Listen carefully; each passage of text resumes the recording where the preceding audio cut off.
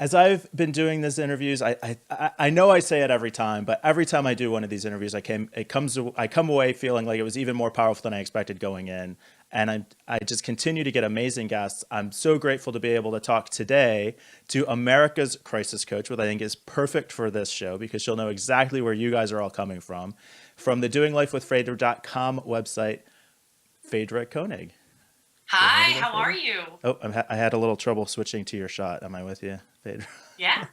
All right, there we go. Sorry about that. How are Hey! you doing today, Phaedra? I'm fabulous. How are you? I'm great. That's the hazard of live mixing right there, I guess. It is. Somebody must have switched my shortcut keys or something. Sorry about that. so, so you outline, I mean, America's Crisis Coach, that's pretty big, right? Yeah. And you tell your story on the intro video on your homepage. So everybody should definitely go check that out for the full story. But can you give us just kind of an overview of where you're coming from? Yeah, absolutely. Well, it used to be that my platform was basically I had lived in a house of horrors. I grew up in a house where child abuse was rampant, but back then they didn't have foster care. So there was no getting out of my situation. So from the time that I was 3 until I was 13, I was living in a really unsafe environment and really looking to go to school was kind of my safety net. And after that, I came out of that with the maladaptive coping skills that you would expect from somebody who had gone through years of abuse. So in my 20s, I really struggled with who I was, how to connect with society, how to fit in. And I had a lot of inner man game stuff going on. But I got married just like everybody else and had children. And my first husband was a part of Desert Storm, and he was a Marine, and we got married very young. And with the stress of that, mental illness had run in his family. Of course, none of us knew that. We were just young. And he ended up having a psychotic break. And so I was a young mother before many of my friends had even gotten married. So then I moved through that into another marriage that was actually really good. And for a while. And about 10 years later, my husband had an affair. And it really took me to a point in my life where I really wanted to know better and do better.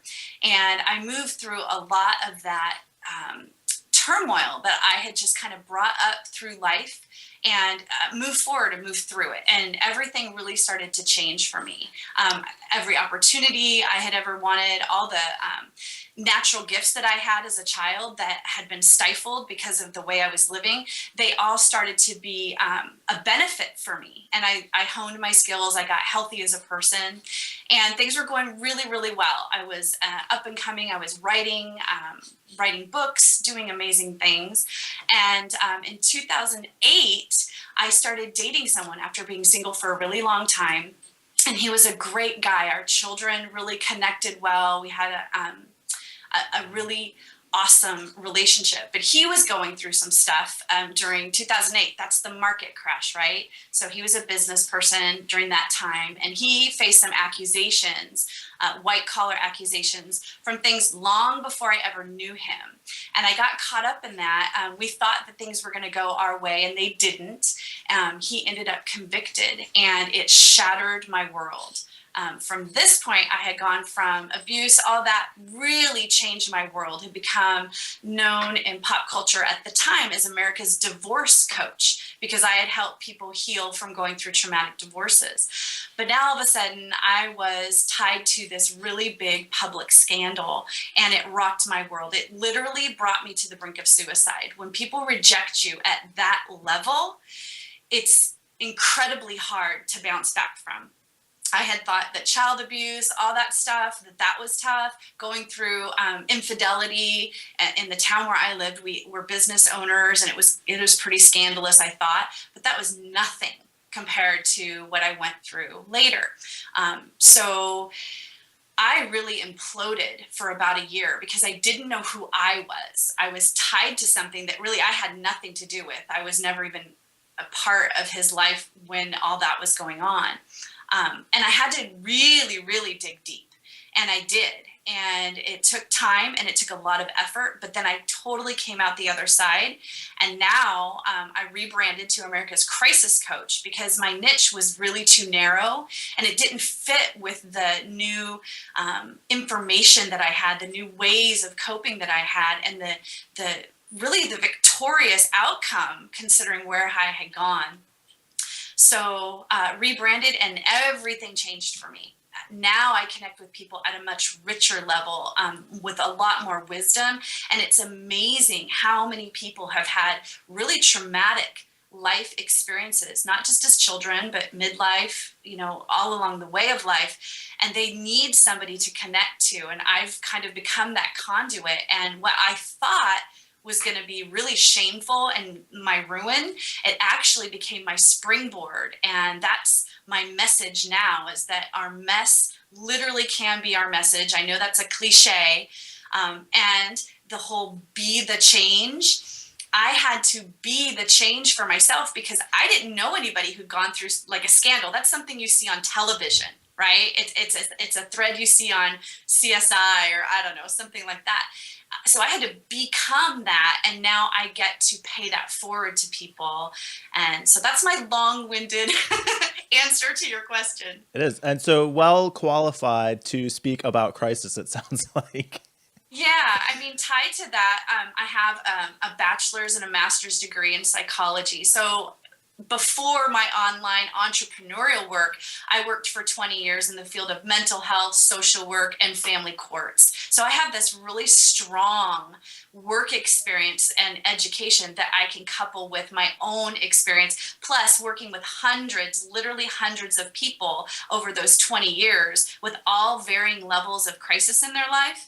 It really all does come together to really benefit people now. So if I put that together correctly, it sounds like you started working in mental health before you had gone through even a majority of your healing personally. I mean, and that's kind of, I mean, we see that a lot, that people are drawn to Yep. we coach what we need to learn, right? Absolutely. I started out as a parentified child. So in the family that I lived in, my mother was a victim, and then my stepfather was the abuser, and I became the fixer. So it's funny because even as America's Crisis Coach, I'm like the fixer, right? I have this breadth of knowledge and these skill sets that can calm a situation. So in that area, I was parentified. So I've lived on my own since I was 16. And I always felt like I had to take care of my mom kind of thing. And so, of course, I was naturally drawn to go into the field of psychology. And it was a maladaptive path, but then it became righteous and it became from a place with healthy boundaries, really good skill sets. So it absolutely flipped. But you're right. We do tend to go into those modes that will heal whatever that trauma was that we had when we were young. I really appreciate that you're able to speak to this so clearly and effectively now. And I imagine even at this point, it still takes some courage to put yourself out there like that, but you've been doing this for quite a while. And so what really stands out, I think, is in your case, like, so you always knew that you had a traumatic past, it sounds like. And I think a lot of entrepreneurs who will struggle with some of these same issues, and some may recognize that and be able to say, yes, I was abused, or yes, I was bullied, but then a lot of entrepreneurs, business owners will struggle with some of these same issues. And like I did for a long time, say, I just have no idea where it's coming from. It's just totally out of the blue. And then later have to go back and learn that it's about that parentalization as a child and being held responsible for other people's emotions or whatever it looks like. Mm-hmm. Was there a time that you weren't as aware of the impact that it was having in your life? Yes, absolutely. So from the time that I moved out on my own until probably 30, I was basically like a ball in a pinball machine. I was very reactionary and I was really manipulative. And not because I was conniving, but because I had never been taught how to ask for what I want and I had never been shown value, that just the fact that I was alive meant that I had value and that people would want to do things. I grew up, I don't know if you've ever studied the 5 love languages. It's a wonderful book, and there's a test you can take online, and it tells you what your love language is that you give and that you receive. So growing up, I developed a love language that's called acts of service. So what I was able to figure out in my own undeveloped, unsocialized mind was, if I solve problems for you, you will like me. So it was a form of currency. So I would try to be the person that always had the money to go get the candy bar, or always had the solution to a problem. So that would bring me value. So I carried that through into my 20s. And when I went into work and in my relationships, I was always seeking to find out what I could do for you to get you to like me. But the unfortunate part of that was I didn't have a healthy way to communicate it. It was maladaptive. So maybe I was manipulative, not because I was conniving, but because it was all I knew to get you to do what I felt I wanted, rather than open, honest communication, which is how I operate now. And I have wonderful friendships and wonderful relationships. I have really healthy kids, but people ask me a lot, how did you get from there to here? And the one thing I'll tell you is it was a choice. When I decided to be a mom, I knew that I had a lot of nurturing capabilities. I'm very parental, obviously, but I didn't know practically how to be a mom. So the thing I did is I was in college and I took every child development class that you could possibly take. So I became a wonderful expert on child development, child psychology, and my children benefited from that. And there was some healing in being a mom, because I then got to see myself through my children. So when I looked at a 3-year-old, a 7-year-old, a 10-year-old, I could reflect back on my life and what was expected of me that was ridiculous. And I could forgive myself. I could forgive my step parents. Because I could see, oh my gosh, no 3-year-old should have to be responsible for X, Y, Z. No 10-year-old, and so I had a lot of healing of my own soul, my own journey as my children grew. So going through that time and I can totally associate with like the people pleasing and acts of service and manipulation and a lot of that stuff. But that's the language that you know it as now looking back. Like if somebody's kind of in that situation and doesn't know why they're struggling so much to connect with people, because in business, this could show up as a time management problem. You're constantly trying to give your time away to people. It could show up as not being able to ask for sales, to ask for money because you don't feel like you're worth. You feel like you have to give it away to give the value to them. It could show up as self-confidence problem because you don't think you can ask for what you want. So what are some of the things that you would say to people who are kind of living that unconsciously now, but know that there's something that's not right? Like what do you say to them to kind of get them started? Yeah, absolutely. One of the things that I knew about myself was that I had become a highly sensitive person. I was a person who would take impersonal things personally. So I was easily wounded. I was easily offended. I was always reading between the lines. I thought anything someone said was about me. And that's very egocentric. And our ego, of course, is what protects us, right? It's that little voice in our head that says, don't trust, or they don't believe you, or whatever those tapes are that start playing in your head. So awareness is the very first key. I'm sure you experience that for yourself. When you have those aha moments, then it's liberating, right? Because behavior can be changed in an instant, in a nanosecond. It's wonderful. So I would say that judge and see, are you a highly sensitive person? Do you tend to read into everything people say? Do you make everything about you? Do people constantly need to pat you on the head and tell you how awesome you are? Or do you intrinsically know that you're awesome, that you have value? I don't struggle in any of those ways now, but I work with people on a very regular basis who do, and helping them see that they are placing their value. It's kind of like when I was a child, I used to lay in bed and would wish that one of my parents would come in and cover me up, you know, how you get tucked into bed. It's kind of like that transferred to being an adult entrepreneur. You're waiting for that customer to come in and tell you, I can't do this without you. I can't live without you and your service. I will pay you anything. And that's not the way to get it. That's maladaptive and that's gamey. What you need to do is know who you are, how awesome you are intrinsically and inside, and then people would be drawn to that like a magnet. So what would your encouragement be to somebody who says, well, I have a sales problem, or I have a time management problem, or I'm overworked? Like, if it's, in retrospect, it's a lot easier to look back and say, like, no, you really have a self-esteem problem, or whatever it is. Like, what would your actual words of encouragement be for somebody who feels like they understand that their problem, but they're still struggling? My words of encouragement would be to get into relationship with someone that you know, like, and trust, who will give you honest feedback about what I call the temperature in the room. So that's how you affect others by your presence. And someone that you know, like, and trust is somebody that's not going to wound you when they give you constructive criticism.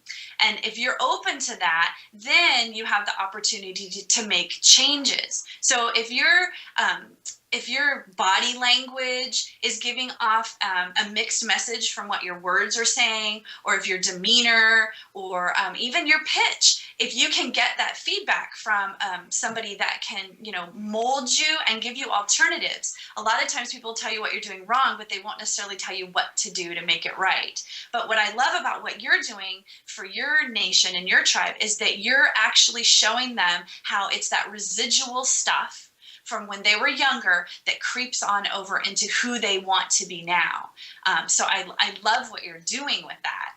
So I hope that's a nugget. I hope that's something that people can take away. Yeah, it is. And I think that, like, part of the problem is that we grow up in this context. We grow up thinking about the world this way. So we just assume that's the way the world is. This is the way things work. The way I look at things is the way things are. Therefore, you know, life is the way I think it is. But part of the problem is that we're almost tricked because we're taught through these experiences. I don't know, what's the right word? I always think of it as kind of misinterpreting. We misinterpret what our emotions are telling us, or we misunderstand, or we're ignoring and not listening. But we have the tools that we need to deal with all these situations. Yeah, it's like saying, rats like cheese, I like cheese, so I must be a rat. It's a weird way of coming to a conclusion. And we put on these filters, right, based on where we've lived, what our parents were like, what our community was like, who we were involved with, were we made to go to church, were we, you know, live in the hippie lifestyle, whatever you have your nature and then you have your nurture. And those two things oftentimes collide. And there are times when people can rise up and move through that and really just kind of shake it off. And then there are times when people really get stuck. And it is about that awareness. If you are not open to getting that feedback from people, it's really going to hold you back.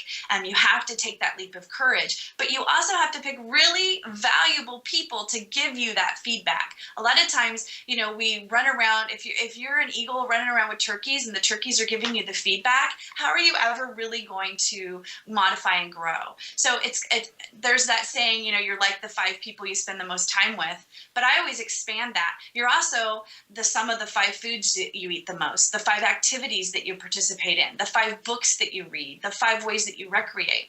So you have to up that game, and then you're going to up your inner man game, because people are either going to start to not want to play and not be around you, and hopefully you'll have the hunger to figure that out, or you're going to just witness other people and how they operate and how they live, and then you're just going to modify, and you'll have those aha moments throughout your entire life. It's what I call the reflective mind. So a lot of the people I work with who are going through divorces, for example, they're very worried about the effect of the divorce on their children. They see that their children say, Mom and Dad, why aren't you together? Or whatever the outcome is. But what I tell them is your child is experiencing that through the brain capacity, the developmental skill sets, everything that they have in the moment. But as they move through their life, they will look back and reflect on those times with their new developmental skills, their new insights, their new life experiences, and they will reevaluate it. So you can't necessarily keep them from having a negative experience now, but as they grow older and they reflect back on it, they will take the totality of it and they will have their own healing and their own acceptance. So as an example of that, my children were very young when I had my divorce happen. And of course, they were devastated. And I didn't talk a lot about the dynamics, that there was infidelity, that mom, really wanted to punch someone in the throat, right? I tried to maintain a sense of decorum.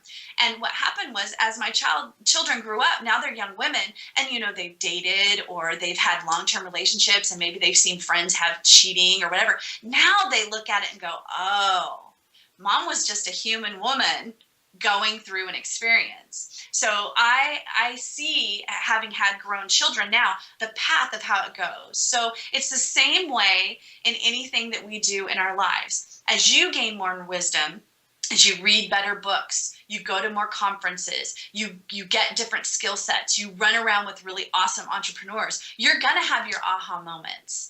Things like this podcast, this is the perfect aha moment for many, many people, and they get to have it over and over again with all the wonderful guests you're bringing. And I think exposing yourself to that, continuing to do the reading, continuing to look for coaching, continuing to go to events, and absolutely critical.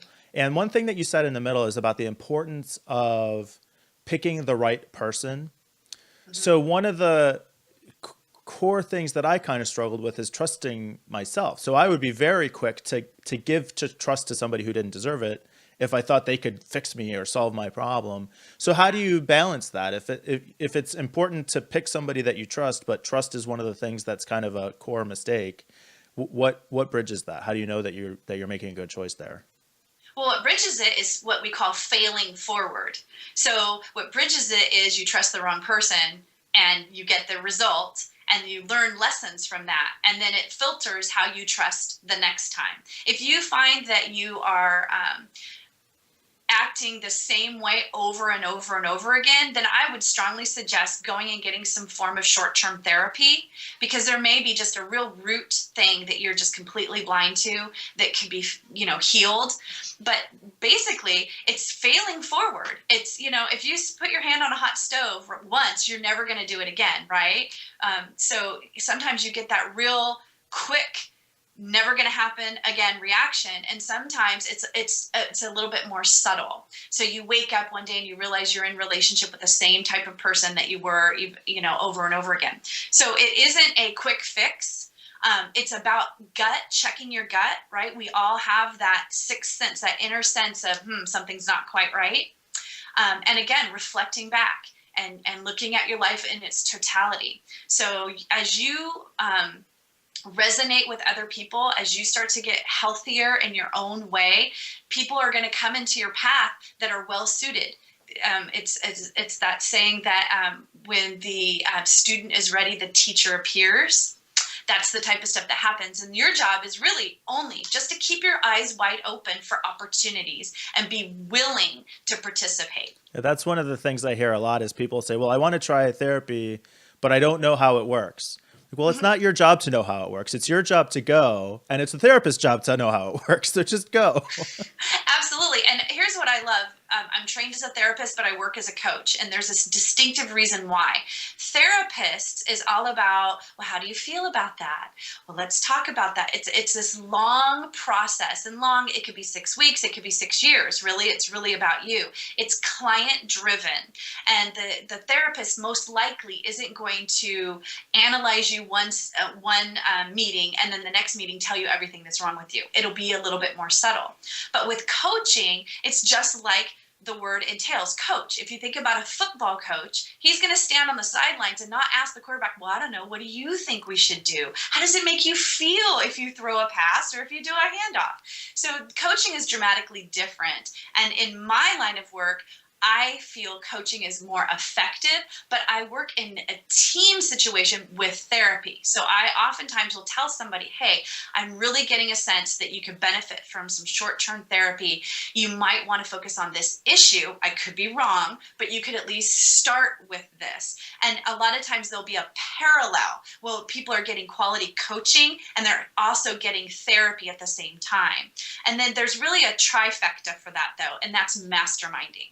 So finding somebody to be in community with that's at your level and above. So it's making you grow and stretch. And also, you, no matter who you are, no matter what your background is, you have skill sets and you have experiences that will benefit anyone. So in the masterminding, you're going to be bringing assets to the table as well as taking from other people. So it's really that trifecta that I know works for me. It works for my clients. I'm sure it's worked for you.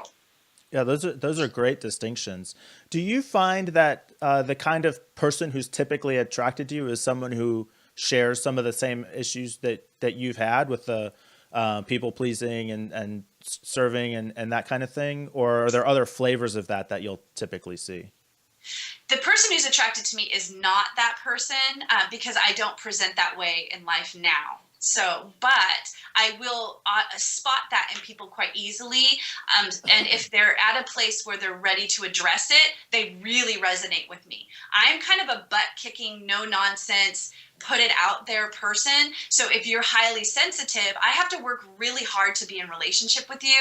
And I'm going to give you that feedback pretty quickly. And if you're not ready to really rise up, it will feel as though shameful. It will feel as though I don't get you. It will feel as though I'm picking on you. And that's that negative aspect of the highly sensitive person.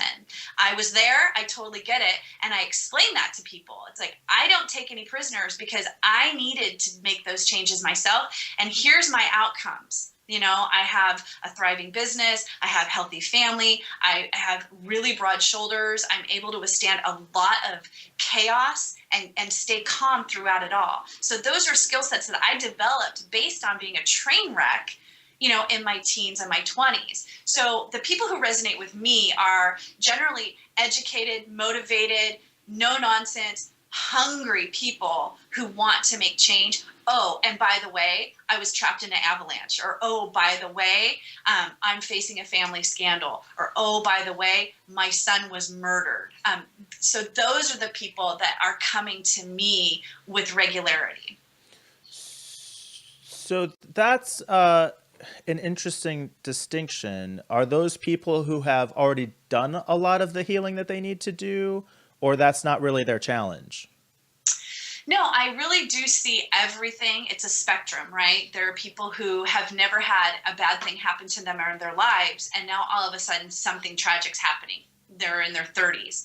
So these people lived pretty healthy childhoods, and it's the grand invitation to them is to become a victim, right? I've never done anything wrong. Why do bad things happen to good people? Well, I also say that good things happen to bad people with the same regularity. And once people see that, and if you're moving through life thinking, well, if I'm a good person, nothing bad's going to happen to me, that in and of itself is a great invitation to, you know, to go into severe depression. And then the flip would be someone who felt like nothing good ever happened to them and they're due, like the world owes them, and they've got a lot of anger and they've got a lot of maybe shame, maybe oppression, maybe poor self-esteem, but a lot of those people are self-righteous because they feel like they've done their time and they deserve something better. So I do see everything under the sun. The highly sensitivity comes out pretty much when you pick at it. People don't come to you and say, I'm easily wounded. It's something that you are bringing to their attention. So I had it explained to me recently in a really great way. If you think about the numbers 1 through 10, if someone's a level 10 coach, so that's people who are, you know, making great money, they're very, very effective, they are highly sought out. And then you have a level 1, somebody who's new on the horizon, isn't super self-assured, and then you have everything in between. A 1 is going to seek coaching from like a 3 or a 4. A 1 doesn't even speak the language of a 10 yet. A 1 can't even comprehend this level. And it goes up along the scale. A 4 seeks coaching, masterminding, feedback from a 7, and on and on and up. But we move up through that scale. So to answer your question earlier, there are people who come into my existence as a 1, and they really want to work with me because they've seen me on social media. They know that I'm really friendly. I'm very practical. I'll take a video like while I'm running, sweaty. So I'm not unapproachable.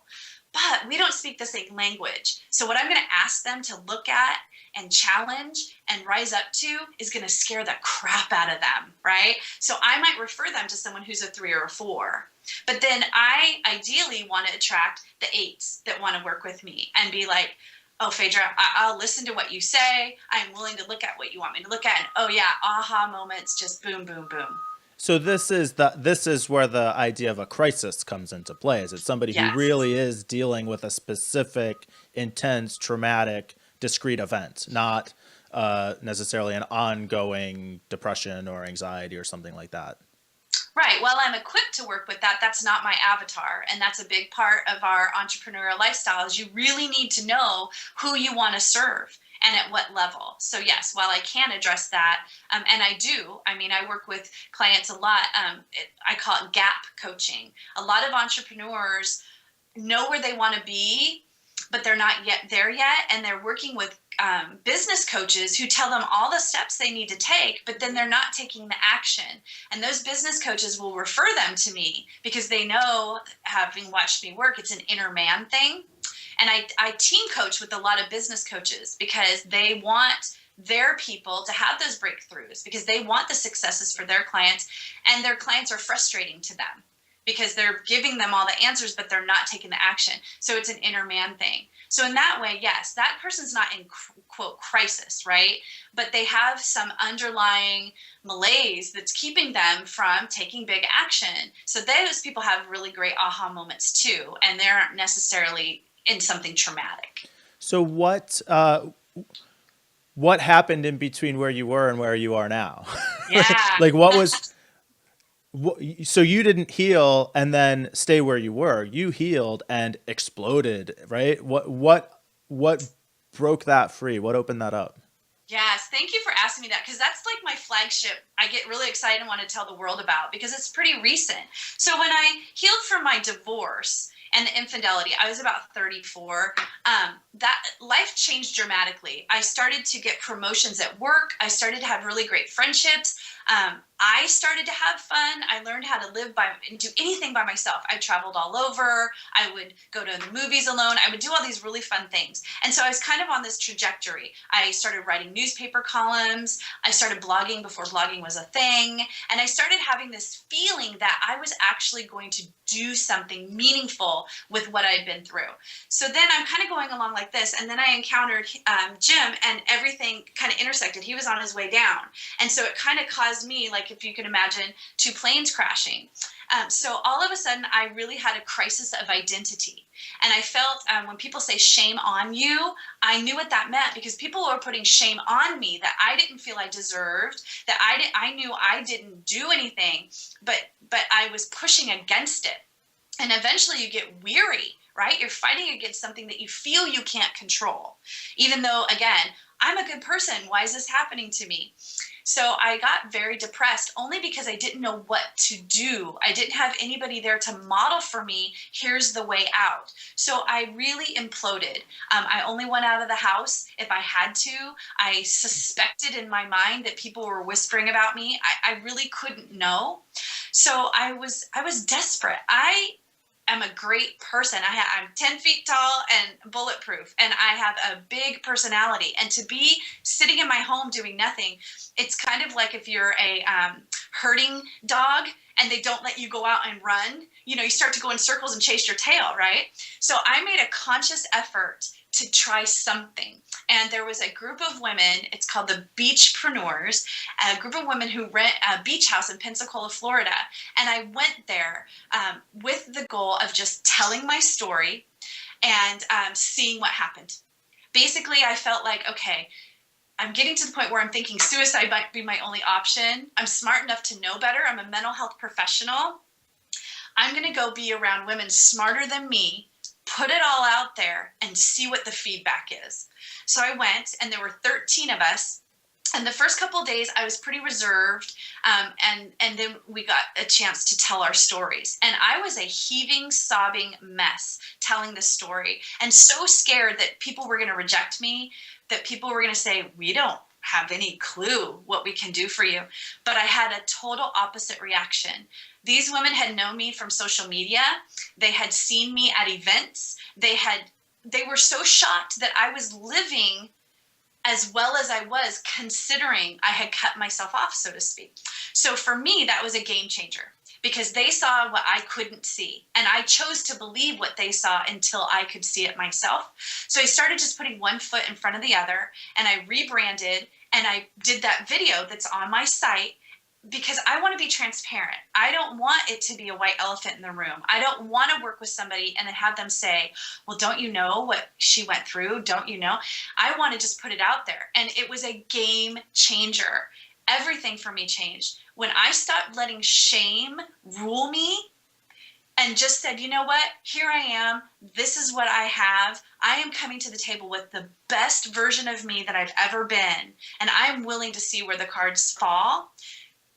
It's only been up.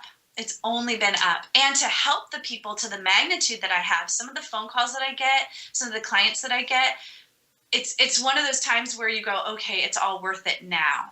You don't necessarily know it in the moment because it's really painful. But then when you get to pay something forward, when you get to be the change for somebody else, that's the meaning of life. And so this really sounds like the lesson of emotional health to me. If you hear stories of entrepreneurs who will say, it was scary, I didn't know if I could do it, but I knew ultimately I would be okay, so I put myself out there. That requires trust in yourself, the belief that ultimately things are going to be okay. Yes, it's uncomfortable. Yes, it hurts. I don't know how it's going to work out, but I'm going to move forward anyway. And I think the key injury of the unhealed emotional trauma, the lack of emotional health, is that you don't have that trust in yourself. And that's where the feeling of I can't put myself out there comes from. I mean, do you agree with that? Yeah, or the feeling that you have to know all the answers in order to move forward. That's always a major roadblock for people, that they're going to look foolish, that it's going to cost them financially, or it's going to cost them a relationship. You have to fail forward. You have to, it's like a machine that's moving all together. You're learning new things, but you're also being an expert at the same time. You're going out there and presenting a solution to people, but you still have problems that need solving. It's okay. It's a totality. I don't believe in balance. I think it's crazy to try to keep something like this. I believe it's like a symphony. So there's different areas of our life. There's our financial area, our physical health, our mental health, our spirituality, our relationships. I think of it like a symphony. If you've listened to a wonderful piece of music, you know that sometimes the piano is in the front, right? And you hear this great sound. And sometimes it's the horns, and sometimes it's the violins. It's not just balance of all the notes being played at the same time. So sometimes our mental health is great, and sometimes our physical health isn't so great. Sometimes our spiritual health needs some fixing, and sometimes it's our financial health. So we can't just be rocking it in every single area. And having the transparency to just go out and do it while you're learning, it's refreshing, it's rewarding, and it really is the only ticket to get it done. And if you don't feel like you can, that's another one of your red flags that there's something that you need to be looking at. Yeah, absolutely. Yeah. But it doesn't mean that you can't get the support that you need. There's nothing going on in anyone's life that they can't get support for. Wow, that's so. As I like think through what we've talked about, is it like it kind of sounds like early on you came into therapy, counseling, out of your own healing, and the first two marriages almost sound like you were kind of drawn in, like you were attracting what would reinforce the pain. And then by the third marriage, you had the emotional health that really it was just a crappy circumstance, but you had the emotional health to bounce back from that. Is that a fair characterization? It is so true. I don't know what would have happened with my first marriage because it ended up pretty abruptly, and it was a mental health issue that, what can you do? But with the second marriage, it would be so easy for me to say it was all his fault because he cheated. But the truth is, there were elements about our relationship that weren't healthy and weren't appealing, that opened up the door, that made the levee susceptible to breaking.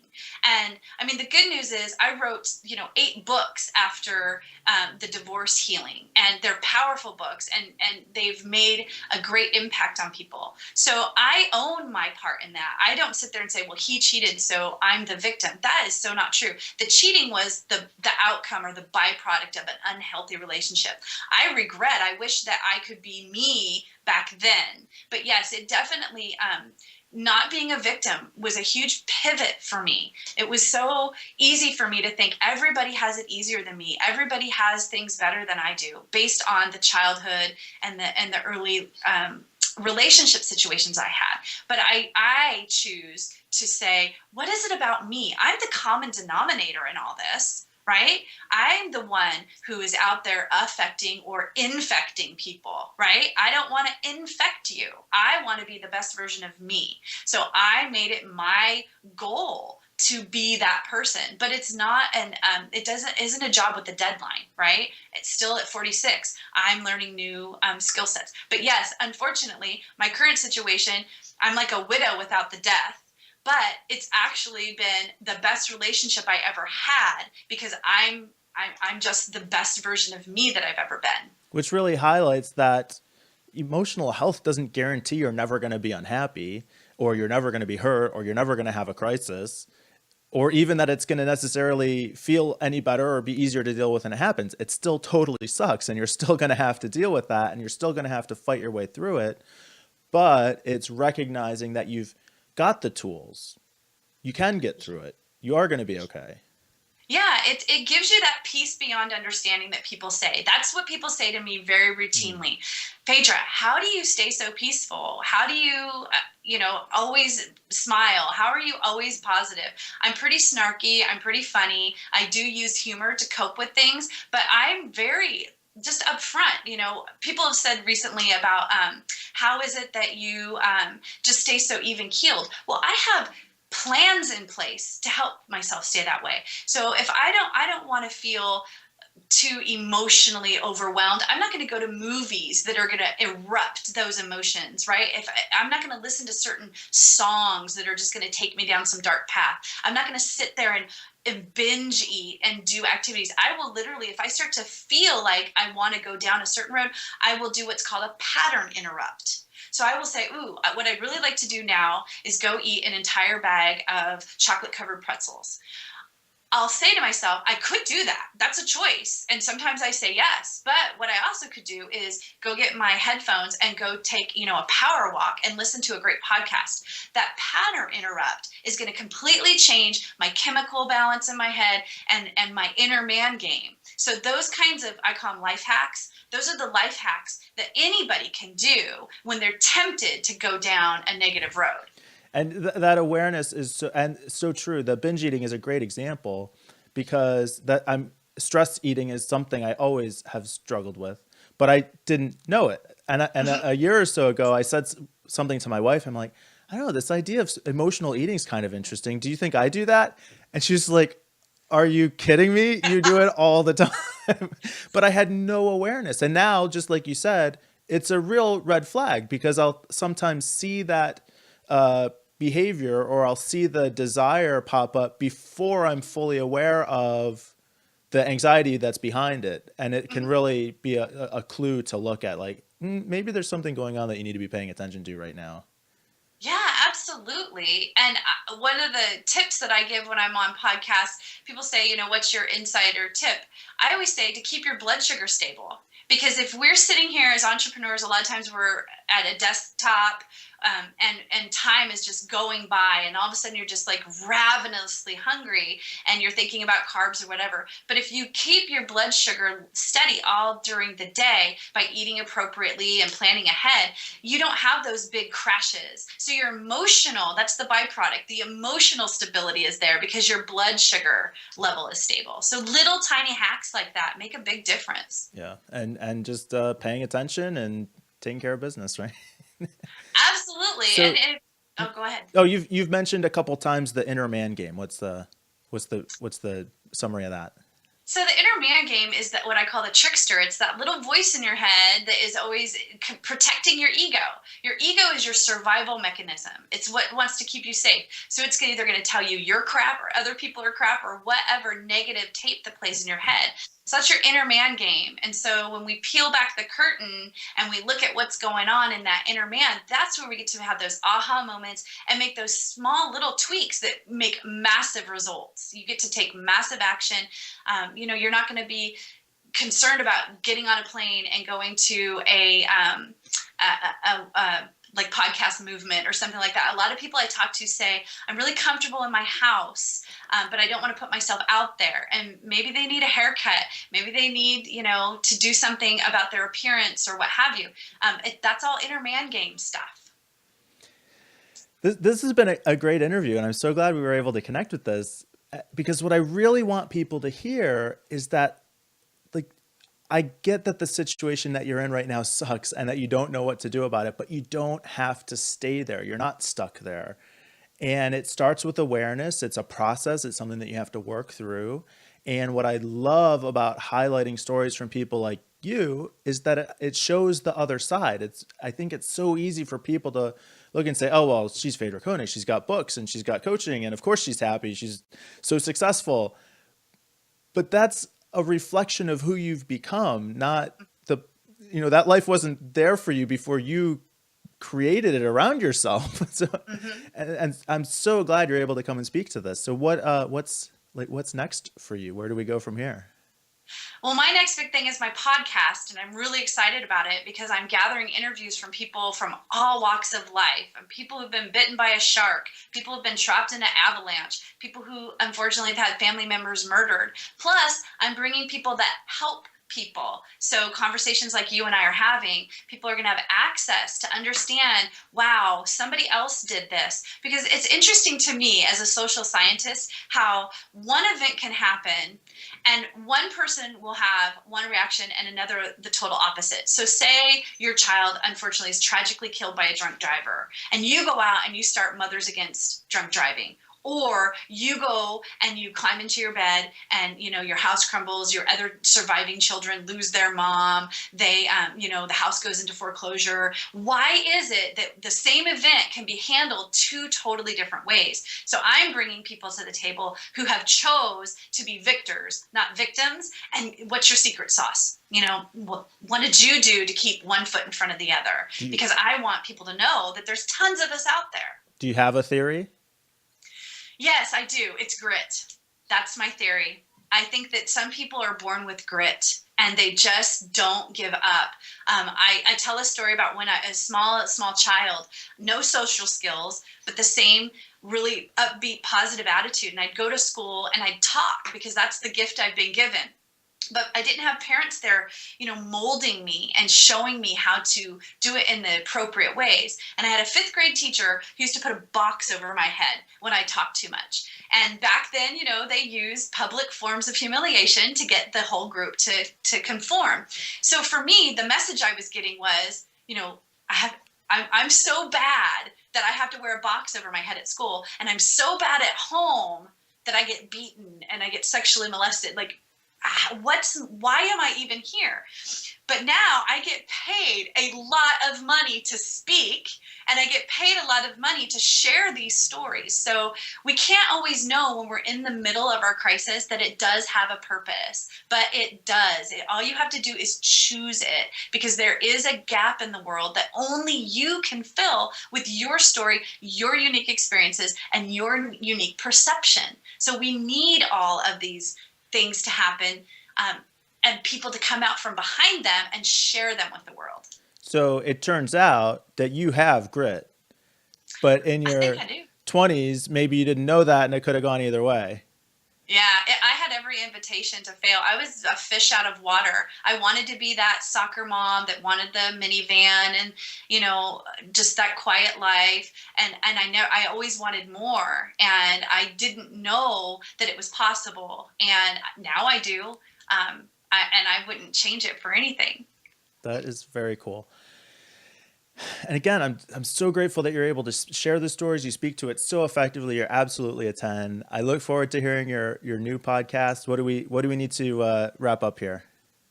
Well, yeah, my podcast will be called Coming Out of the Fire. It's going to be on iTunes. But all I would love, if you have a story, if you want to tell me about your experience, I am a voracious about hearing about people's stories. So go to doinglifewithfaydra.com. There's a contact me form. Just send me an email. And if you want to talk, just say, hey, I'd like to chat with you. And also watch that video. You'll get my story in its entirety. But yeah, thanks so much for letting me be here and share information. I had such a great time today. It was awesome. I'm glad we were able to connect. I do see your videos running on Facebook, and you've got great blog articles. You're creating a bunch of terrific content, so everybody should absolutely reach out and connect with Faydra. I'll put all your contact information in the show notes for the episode, and I've been putting up your website in the lower third for people who are watching the video. But no, I say it every time. I always get something out of these interviews that I don't expect, and I felt so much affinity with your story and a lot of those same challenges in terms of serving others and being a people pleaser. And it's just incredible to be able to connect on this. And it would be so easy to just turtle up and stay in the house. And it's so worth it to get out and just take the risk and put yourself out there and connect with people. Thanks so much for coming on today, Faydra. Can you hang around for a minute? Absolutely. Thanks. All right. Thank you. And until we speak, video switching problem again. There we go. All right. Now we're set. For the audio podcast people, you have no idea what I'm talking about. But I had an awesome conversation with Faydra. Absolutely check out our website. And if you heard anything from this story, it's that, be on the lookout for those red flags. There are clues to the situation you're in right now. If you're not happy with it, take control. There's a way out. Get the help that you need. Look for coaches, read the books, go to events, get out there, keep moving forward, keep the hope alive. And until we speak again, be the person you want to be, build the business you want to build, and have the successful life you want to have.